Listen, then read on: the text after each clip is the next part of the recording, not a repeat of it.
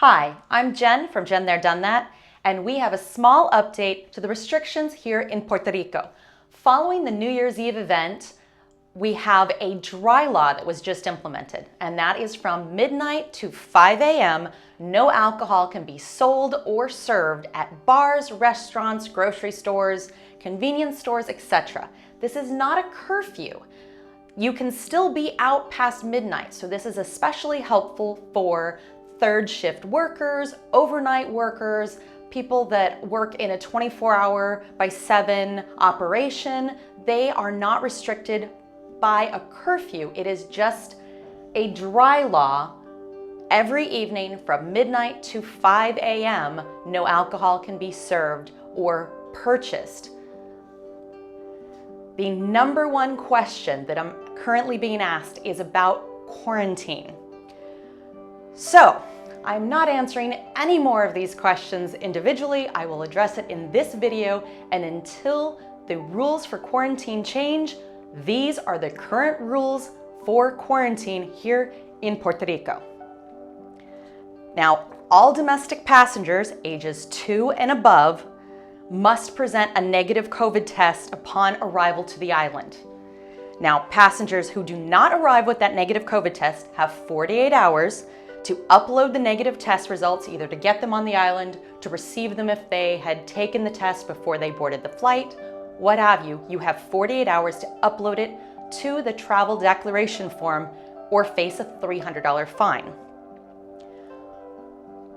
This is vaccinated and unvaccinated passengers. Everybody 2 years and older must submit that negative COVID test.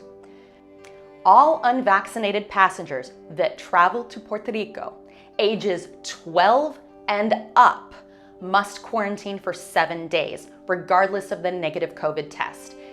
When you arrive, you complete the travel declaration form that has your personal information, travel history, medical background, and where you are staying, the place of residence or your lodging. Residents of Puerto Rico can quarantine at home. If that is the address that you enter on the travel declaration form, that's the address you're expected to quarantine at, and that can be your own residence or a family member's home. Non-residents are required to quarantine in the place identified in the form. Again, whether this is with family or at a hotel or other Airbnb short-term rentals. For hotels, the quarantine is restricted to that individual's assigned room, and they may not use common areas. Again, many of you have asked this.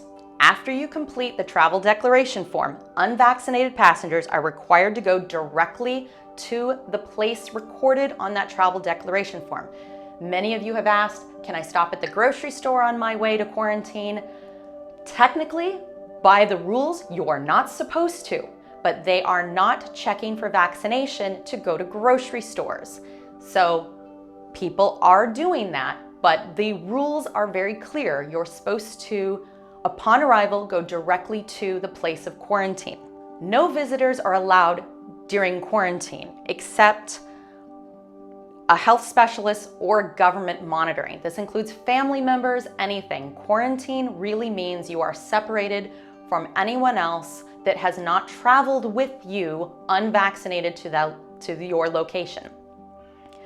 Quarantine does not allow visiting any public or private space that receives the general public, such as beaches, gymnasiums, restaurants, malls, movie theaters, bars, amusement parks, discotheques, nightclubs, concert halls, or any other place or event. They're very, very clear about that.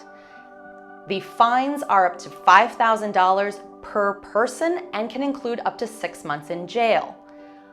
I do not have details on how they're enforcing this.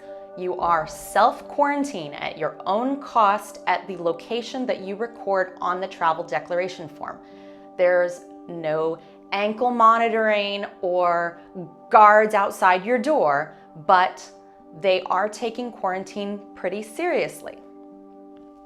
Cruise ships have additional restrictions. So in addition to all cruise ship crew and passengers requiring the negative COVID test taken within 48 hours of arrival to the island, any crew member or guest that has tested positive for COVID-19 or has been identified as in close contact with somebody that has tested positive for COVID-19 is not allowed off the ship. They must remain on the ship. The only unvaccinated passengers allowed are kids ages 11 and younger that have not been exposed to any COVID positive people. Any cruise ship passengers 12 years and over that are unvaccinated are not allowed to get off the ship. Face masks are still required in airports and in all public buildings, as well as outdoors where there's 50 people or more, except when you're spread out at the beach. Currently, large indoor events require proof of vaccination and a negative COVID test. Events require negative COVID test within 72 hours for adults and within 48 hours for children ages 5 to 11. Children under 5 are not allowed to go to most of these events. Starting February 1st, children over 5 will have the same requirements as adults, meaning they will need to be vaccinated and show proof of negative test to enter any events, any large-scale indoor events after February 1st. Beaches, El Yunque Rainforest, concerts, events, guided tours and museums are all open. Many events are being canceled right now, especially the big festivals associated with the holiday. Sanse has been canceled. A lot of these are being canceled, and some, like New Year's Rockin' Eve, were moved to completely virtual. So there were actually some Three Kings Day parades that were virtual, and they had like a car drive-through.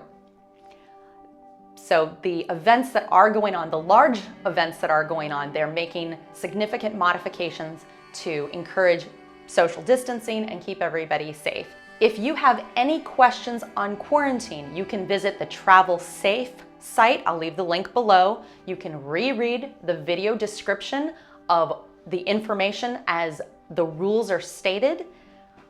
I am vaccinated and I have not needed to go into quarantine, so I cannot speak to this personally. I can just tell you what the rules are.